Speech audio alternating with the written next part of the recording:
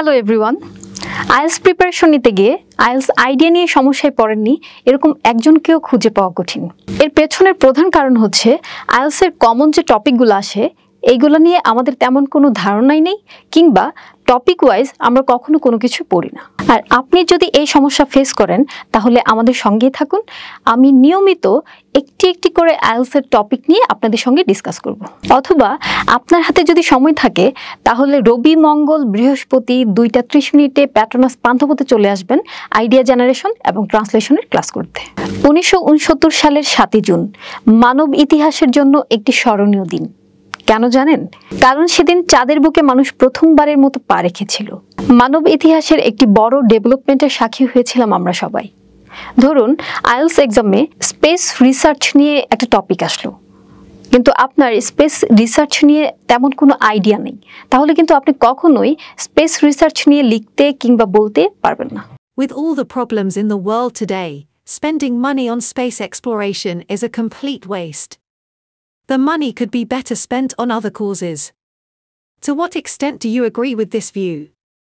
আবার IELTS speaking এ part 3 তে space research নিয়ে কি কি কোশ্চেন আসতে পারে চলুন দেখে আসি।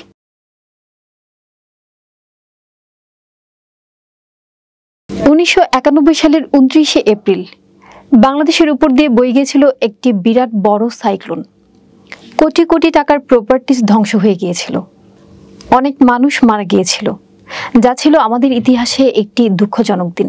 কিন্তু একবার ভাবুন তো, আমরা যদি আগে থেকে জানতে পারতাম এত বড় একটা প্রলয়ঙ্কারী জলোচ্ছ্বাস কিংবা সাইক্লোন আমাদের দিকে ধেয়ে আসছে, তাহলে আমরা এত মানুষের প্রাণনাশ কিংবা ক্ষয়ক্ষতি এড়াতে পারতাম।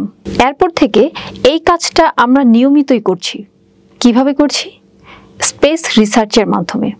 স্পেস রিসার্চ আমাদেরকে হেল্প করে ওয়েদার সম্পর্কে ফরকাস্ট করতে আর ওয়েদারের পূর্বাভাস দিতে। তাহলে স্পেস রিসার্চ আমাদেরকে হেল্প করে ওয়েদার সম্পর্কে ফরকাস্ট করতে আর ওয়েদারের পূর্বাভাস দিতে। আর এটাই হচ্ছে আমাদের মেইন আইডিয়া।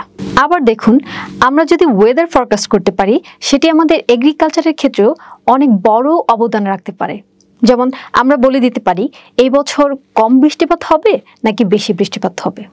কাজেই এগ্রিকালচারাল ডেভেলপমেন্টের ক্ষেত্রেও স্পেস রিসার্চ অনেক বড় একটা অবদান রাখতে পারে। এখন ধরুন মেডিকেল সায়েন্সের কথা।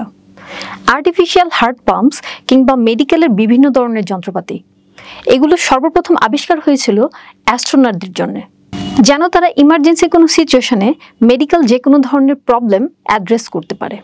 আর পরবর্তীতে আমরা সেই টেকনোলজিগুলোকেই মানুষের কল্যাণে ব্যবহার করছি, আর এতে করে হাজার হাজার মানুষের প্রাণ রক্ষা পাচ্ছে। সুতরাং আমাদের সেকেন্ড আইডিয়াটি হচ্ছে এরকম। স্পেস রিসার্চের কারণে মেডিকেল সায়েন্সের অনেক ইমপ্রুভ হয়েছে। এবার চলুন স্পেস রিসার্চের ডার্ক সাইডটা দেখে আসি। বাংলাদেশ কিন্তু অনেক দেরিতে হলেও স্পেস রিসার্চে অংশগ্রহণ করেছে, কিন্তু পৃথিবীর অনেক দেশই কিন্তু এখনো তা পারেনি। যেমন ধরুন ভুটান। কেন পারেনি জানেন? কারণ এটা অনেক এক্সপেন্সিভ। এটার জন্য বিলিয়ন বিলিয়ন টাকা ইনভেস্ট করতে হয়, যা পৃথিবীর অনেক দেশই সেটা অ্যাফোর্ড করতে পারে না। সেই তুলনায় আমাদের বেনিফিট কিন্তু একদমই কম। বরং এই টাকাটা যদি আমরা অন্য কোনো কাজে ব্যয় করি তাহলে কিন্তু আরো বেটার বেনিফিট পেতে পারি।